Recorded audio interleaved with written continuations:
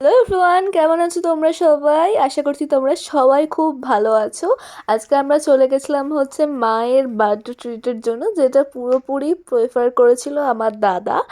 So এখানে গেছিলাম হচ্ছে আমি, দাদা, মা আর রাহুল চারজনে মিলে একটা আনলিমিটেড বারবিকিউ কাম রেস্টুরেন্টে, যেখানে তোমরা বারবিকিউর অপশানও পেয়ে যাবে। রেস্টুরেন্টে তোমরা নর্মালি যেটা হোম ডিশ অর্ডার দিয়ে খেতে পারো সেটাও খেতে পারবে। এখানে মা রাহুল ফুল এনজয় চলছে খাবার নিয়ে। একটার পর একটা ট্রিজ আসতেই থাকছিলো, আর আমাদের টেবিল তো পুরোপুরি ভরে গেছিলো খাবারে।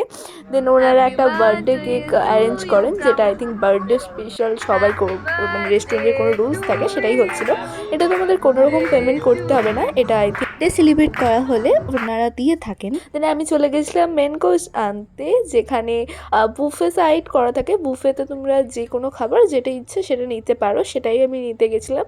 এখানে একটা প্লেট বের করা নিয়ে আমাদের দুজনের মধ্যে যুদ্ধ চলছিল, যে কে বের করবে, ও বের করবে না আমি। তাই দুজন লাস্টে ওকেই দিয়ে বের করিয়েছি, আমি বের করিনি, আমি জিতে গেছি। দেন নিতে গেছিলাম খাবার, যেখানে অনেক অপশন ছিল, তোমরা যেটা খুশি নিতে পারো। আমি তো বেশি নিইনি, তাও নিয়েছি হালকা হালকা করে সবই।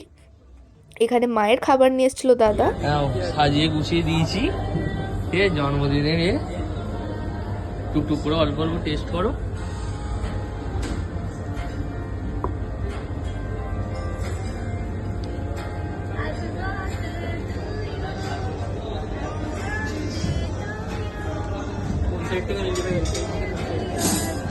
পাঁচ রকম তরকারি ফরকারি সব আছে।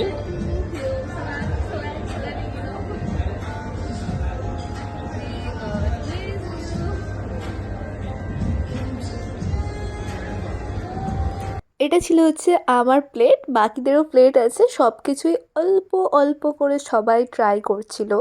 অনেক ডিশ থাকায় সব কিছু খেয়ে উঠতে পারিনি, বাট একটু একটু করে সব কিছুই নেওয়ার চেষ্টা করেছি। বাই দ্য ওয়ে, এখানের অ্যাম্বিয়েন্সটা খুব ভালো ছিল, একদম পিসফুল। এখানে আমার মজা হচ্ছিল, তাই আমি রাহুলকে বললাম, নে তুই একটা ব্লগ করে দেখা। উনি এখানে ব্লগ করতে বলে সবাইকে হাই করতে বলছেন।